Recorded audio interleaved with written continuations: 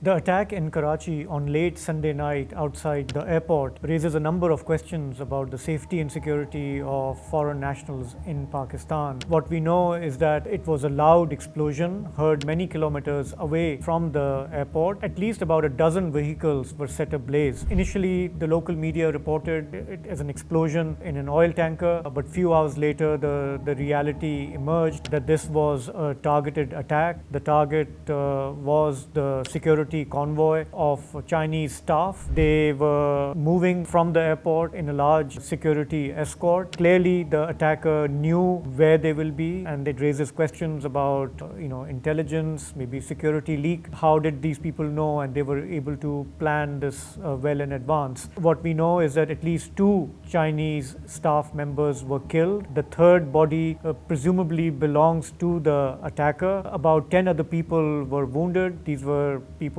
probably caught in the attack. Some of them were security officials escorting the Chinese staff. The Chinese consulate later on released a statement saying that they worked at Port Qasim Electric Power Company, which is a coal-fired power project, part of BRI, Belt and Road Initiative, which is called Pakistan-China Economic Corridor, known as CPEC in Pakistan. The Foreign Office and Pakistan's government has issued a rhetorical statement once again saying that this was an attack on the enduring friendship between Pakistan and China. This is something we've heard again and again every time there's an attack on Chinese staff in Pakistan. The last major attack was in March this year up in the north, again on a security convoy. Remember, the Chinese staff in Pakistan have been targeted numerous times, and that is why their security is enhanced. They move in heavily guarded vehicles, and yet the militants are able to attack them. The militants this time, the group is called Baloch Liberation Army. They have claimed responsibility for this attack, and it's not the first time they have done this. In 2018, they attacked the Chinese consulate in Karachi. Before that, they have launched attacks at Gwadar port,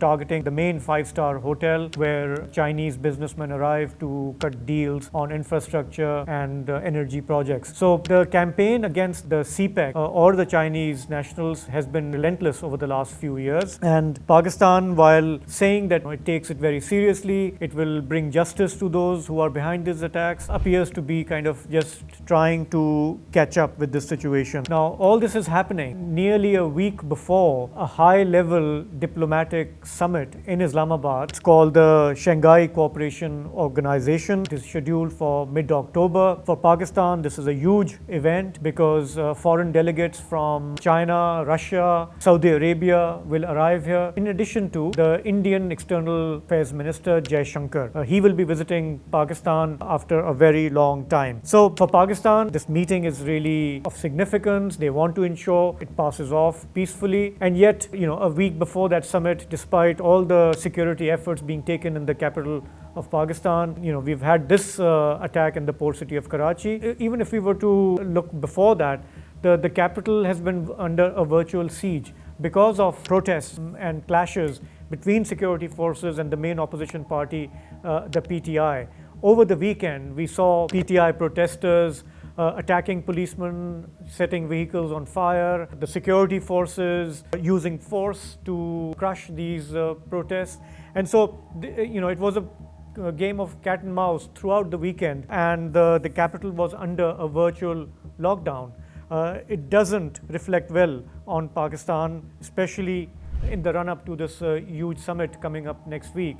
The government is saying we will not tolerate, any protest, any violence in the capital, and that's why they're saying to the opposition party that you can hang on to your protest for now and maybe resume it later in the month, but not now. The opposition party, led by the former Prime Minister Imran Khan, who's currently in jail, is quite adamant to raise the stakes, and they are quite insistent that they will continue their protest or they will bring out the protest again.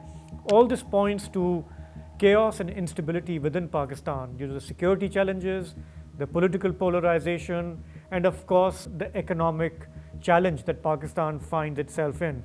It recently got the next IMF program, and it looks to China and Saudi Arabia and the UAE for financial support, and that is why it is quite keen that this the meeting of regional alliance, which is to, on the global scale, to counterbalance Western alliances, that Pakistan plays its part in hosting the summit, and it passes off peacefully, and it manages to improve its standing and stature in this Western alliance.